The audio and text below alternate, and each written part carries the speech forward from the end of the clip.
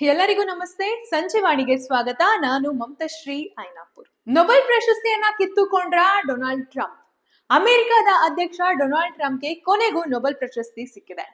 2025ನೇ ಸಾಲಿನ ನೊಬೆಲ್ ಶಾಂತಿ ಪ್ರಶಸ್ತಿ ವಿಜೇತರಾದ ವೆನೆಜುವೆಲಾದ ವಿರೋಧ ಪಕ್ಷದ ನಾಯಕಿ ಮರಿಯಾ ಕೊರೆನಾ ಮಜೆರೋ ಅವರು ತನಗೆ ಸಿಕ್ಕಂತಹ ಪ್ರಶಸ್ತಿಯನ್ನ ಟ್ರಂಪ್ ಅವರಿಗೆ ನೀಡಿದ್ದಾರೆ.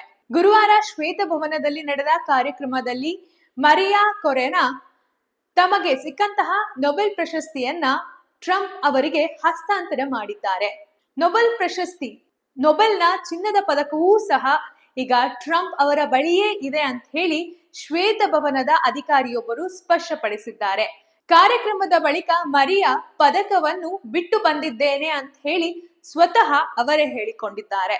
ನೊಬೆಲ್ ಪದಕವನ್ನ ಸ್ವೀಕರಿಸಿದ ಬಳಿಕ ಟ್ರಂಪ್ ಅವರು ತಮ್ಮ ಸೋಷಿಯಲ್ ಮೀಡಿಯಾ ಖಾತೆಯಲ್ಲಿ ಇಂದು ನೊಬೆಲ್ ಪ್ರಶಸ್ತಿ ಪುರಸ್ಕೃತರಾದಂತಹ ಮರಿಯಾ ಅವರನ್ನ ಭೇಟಿಯಾಗುವುದು ನನಗೆ ಸಿಕ್ಕಂತಹ ದೊಡ್ಡ ಗೌರವ.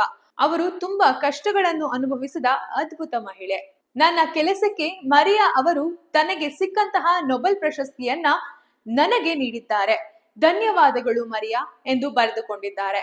ನೊಬೆಲ್ ಶಾಂತಿ ಪ್ರಶಸ್ತಿಯನ್ನ ವರ್ಗಾಯಿಸುವ ಅಥವಾ ಇತರರೊಂದಿಗೆ ಹಂಚಿಕೊಳ್ಳುವ ಯಾವುದೇ ಅವಕಾಶ ಇಲ್ಲ ಎಂದು ನೊಬೆಲ್ನ ಸಂಸ್ಥೆಯವರು ಸ್ಪಷ್ಟಪಡಿಸಿದ್ದಾರೆ.